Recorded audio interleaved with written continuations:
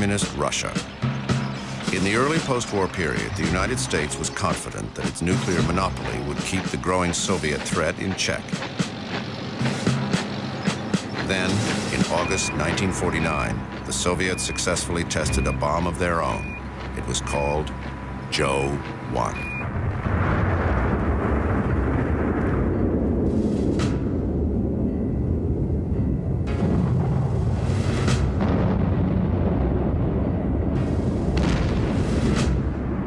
America was no longer the only member of the nuclear club.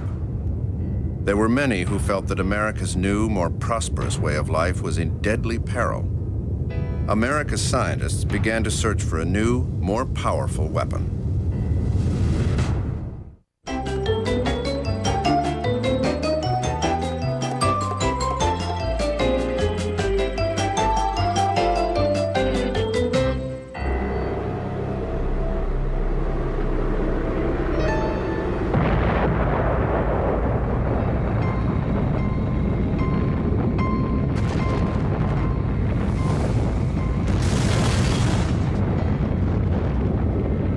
The fear of the Russian bomb ran so deep that the U.S. government exploded dozens of atomic weapons in the Nevada desert, using thousands of its own soldiers as guinea pigs. The vacuum created by the terrific blast at 3,500 feet sucks up the sand like a cyclone and creates a veritable sandstorm that envelops GIs emerging from their foxholes. The shock waves knocked many flat.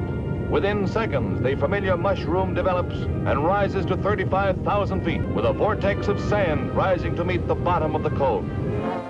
Mobilized to carry out the most formidable engineering job in history were thousands of the nation's industrial firms of every size and type. After World War II, nuclear weapons became the centerpiece of American defense policy. The Pentagon thought that the atomic bomb would provide a better and cheaper alternative to conventional forces. Here it is, General Groves, plutonium.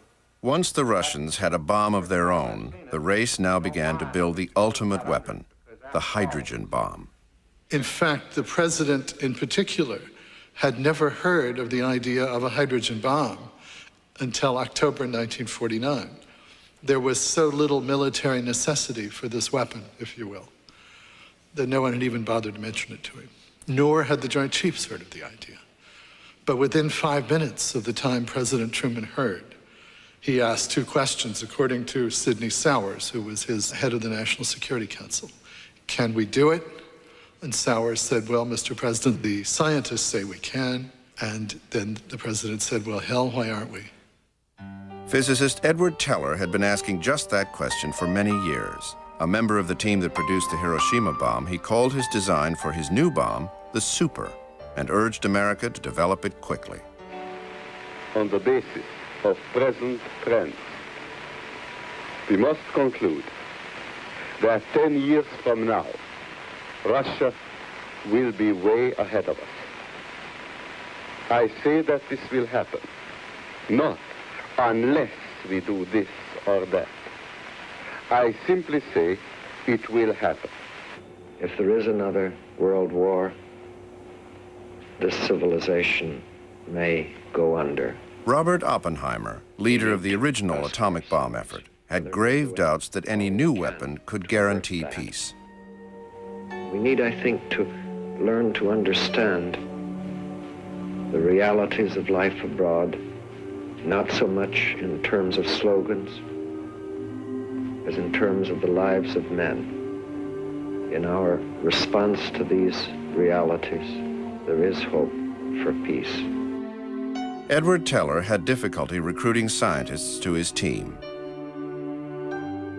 Key candidates argued that development of the Super wasn't necessary or moral. In my strongly held opinion, the scientists have one extremely important role, and that is to make the best possible science. To find the facts, to find the possibilities, and at that point, their responsibility stops. What to do with the result is up to everybody, and through, in a democratic society, through the elected politicians, the public will has to come to the fore. I have the confidence that if we scientists find the facts, the democratic system, in the end, can develop the right applications. While Teller was willing to do what the government wanted, Oppenheimer was not. He was deeply troubled by the destruction he and his colleagues had visited upon Hiroshima and Nagasaki. He warned that escalating a nuclear arms race would threaten life on Earth. It was Teller's view that prevailed with the politicians. In 1950, when President Truman authorized the H-bomb program, resistance within the scientific community grew. For this, Teller blamed Oppenheimer. Teller's already wary and hostile, more than he knows, I think, towards Oppenheimer. And now he believes that Oppenheimer is trying to stop his bomb. He doesn't say it was more difficult because we could never get the mathematical equation right. He blames it on Oppie for an undertow, and this is the symbolic event. Robert Serber, the physicist who supervised the design of the Hiroshima bomb, was Oppenheimer's disciple and friend. Oppie could turn on the charm, and so could Edward. And they both were quite vocal. Oppie was one of the few men I ever knew that spoke in English sentences.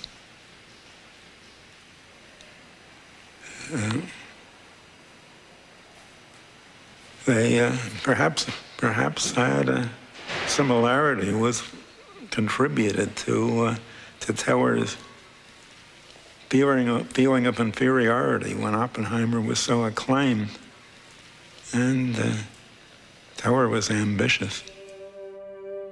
Teller now had his own chance for scientific glory, to show that he, like Oppenheimer, could develop a superweapon. The young man who first came to the United States as a refugee from the Nazis now led the largest American scientific effort since World War II. Was I ever afraid in connection with war? Yes.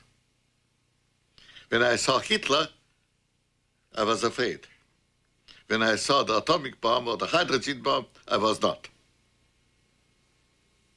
Why not? Because I knew that there is always plenty of power in any stage of development to do practically unlimited damage. Knowledge is important. The only thing I am afraid of is not knowledge, is the people who use the knowledge. And there I did not have reason to be afraid in the case of the United States developing more perfect weapons. Teller's faith in the good judgment of American democracy was matched only by his fear of the Russians.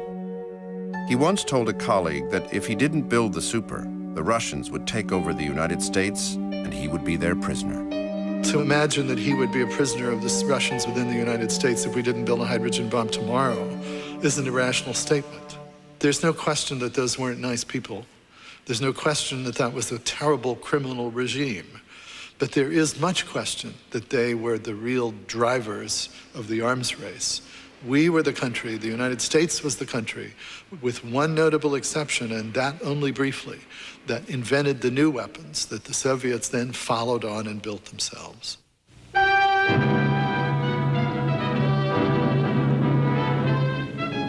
History turns its most ominous page far out in mid-Pacific, where in the Enewetak Atoll, the world's most awesome weapon is readied for detonation. It took 2 years to build Edward Teller's superbomb. At 10.4 megatons, it was 1,000 times more powerful than the Hiroshima weapon. Well, the trouble with the super was that not only that it could be made arbitrarily large, but it couldn't be made arbitrarily small. And nobody knew exactly how small you could make it, but it was intrinsically thought to be a weapon that necessarily had to be many megatons. And there was certainly no military use for such a big bomb, and in fact there was very little use for it at all because the same amount, the same tonnage and smaller bombs would be more destructive. Are you satisfied from the radiological standpoint, Commander Maynard? Yes, sir. The situation is ideal since the entire fallout pattern is to the north of the inhabited islands. Thank you, General. No one, not even the scientists who had built the bomb, knew what the results of the test would be.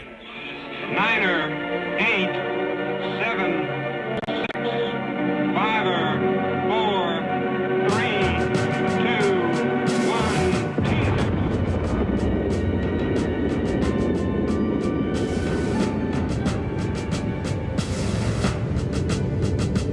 Men who had seen a lot of nuclear tests by 1952, who, when they saw the Mike test, were frightened.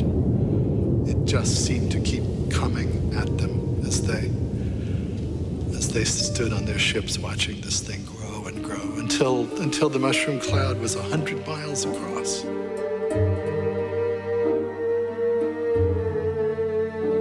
With the Super, America regained its nuclear preeminence. 9 months later, the Soviet Union successfully tested an H-bomb of its own. Robert Oppenheimer's opposition to the hydrogen bomb was interpreted by government officials as disloyalty to the United States. In hearings held by the Atomic Energy Commission, he was stripped of his security clearance and retired to academic life a broken man. Edward Teller was treated as an outcast by many of his colleagues for testifying against Oppenheimer, but he won the battle of the Super. He would go on to advise the government on nuclear issues throughout the Cold War. Taking to the hills, the rocky cliffs above California's Beverly Hills to visit the first atomic survival house. Only the overhead... With the world on edge over the threat of nuclear war, Americans invented ways of coping with Armageddon. Hal Hayes, a bachelor, spent $250,000 on this hideaway where he can sit out any atomic attack in comfort. There's champagne on tap along with a variety of stronger stimulants just in case anyone needs a bracer when the bombs are falling. And a radiation-proof curtain will keep out the uninvited gamma rays. The weirdness of the time, Indoor swimming pool is the paranoia of the time, the atmosphere was so tense. I remember more than one time walking on the beach, facing New York, but not being able to see it, but there seemed to be a great stillness suddenly. Birds weren't flying. Something was happening. I felt immediately. Everything was just too quiet. And I looked off to the direction of the city just to see if there might be a mushroom cloud rising. We bought a house on the Berkeley Hill with a big picture window overlooking the Golden Gate. And Emilio Segre, Nobel Prize winner in physics, came to visit us. He said to my wife, "Charlotte, you will pay for this view with your life." He was afraid that San Francisco would be bombed with an atomic bomb. And he personally moved out of Berkeley back to Walnut Creek, about 20 miles inland over the hill. There was a turtle by the name of Bert, and Bert the turtle was very alert. When danger threatened him, A government-sponsored campaign taught children what to do in the event of nuclear attack. he'd duck and cover, duck and cover. He did what we all must learn to do. You and you and you and you, duck and cover. I think there was probably a deliberate effort on the part of the United States government to play down the destructiveness of nuclear weapons. When children were taught that they could dive into a ditch as if this were a tornado going by, when children were taught that if they hid under their desks, covered their heads with their hands, duck and cover, that somehow that would be enough for them to survive. They were being taught at most the Hiroshima level of destructiveness. Some of us actually refused to do it, but for some kids, this is when you found out in your peers who was the most afraid, because a lot of kids wouldn't talk about it. It was a subject that they perhaps didn't really want to participate in because it wasn't sports and it wasn't whatever. So those drills were very revealing to the rest of their classmates when we saw who was really the most afraid. There might not be any grown-ups around when the bomb explodes. Then you're on your own.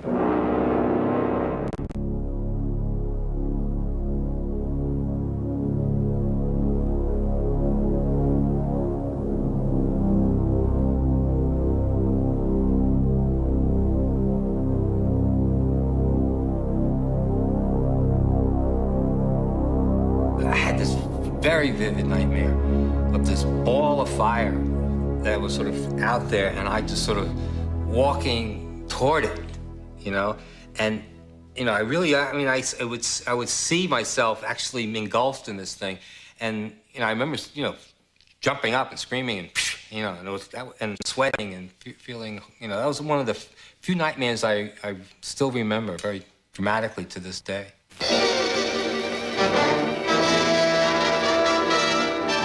This is Times Square, New York, prior to the start of a civil defense drill highlighting Operation Alert. The drill is part of the survival phase of the fourth such test held in this country. Less than 2 minutes after the take cover signal, the streets were cleared.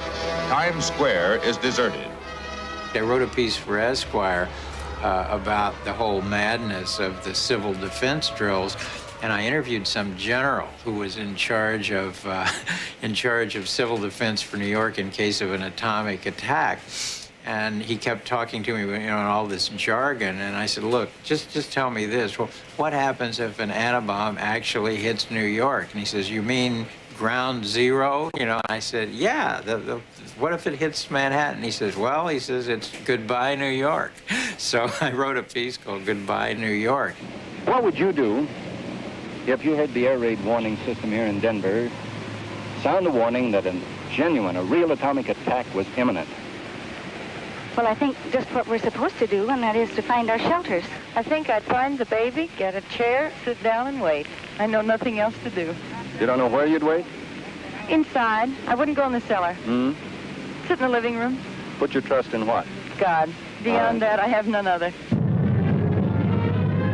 Again, the fireball. Now, for dramatic effect, we superimpose it on the skyline of New York. The heart of the metropolis would be instantaneously transformed into an inferno, while shock and heat waves devastated the rest of the city. You really learned that there could be an absolute atomic disaster in your town. We had a nice house in Huntington Woods, Michigan, and we had a fruit cellar down there. And at my behest, and I'm not sure my wife thought I was in my right mind, but we put bunks down there, and we put sleeping bags down there, and we put extra water down there, and we put canned food down there. And I kept trying to figure out some way to reinforce the ceiling. I don't think I ever figured that out. But the theory was that when we heard the sirens go, we were all going to run down there and go in, and we might have to stay in there for 2 weeks. So we had it stocked up to support us for 2 weeks. A new housing development near Denver, Colorado shows the nation's first model homes with built-in fallout shelters. The room is designed with an atomic war in mind. But behind each 8-inch thick reinforced concrete wall, it may prove to be just what the harried housewife is looking for when life with the kids gets too hectic. You can have as much explosive force as you want in a nuclear world, but you can't necessarily win when you get that much in the world. There is a level beyond which to use the force you have at your hand destroys you as well as your enemy. I don't want to set the world on fire. I just want to start a flame in your heart. The United States and the Soviet Union developed the nuclear capability to wipe out one another's major cities many times over. The weapon that was designed to alleviate all fear had become the greatest fear of all. No other will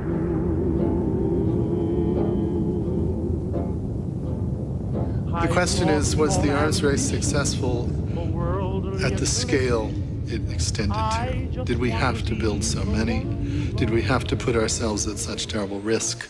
Did we have to nearly bankrupt ourselves? Because it wasn't only the Soviet Union. There's been one reliable estimate based on government numbers that the arms race, if you count the delivery systems as well as the bombs, cost us $4 trillion. And that was the United States' national debt in 1994. I just want to start a flame in your heart.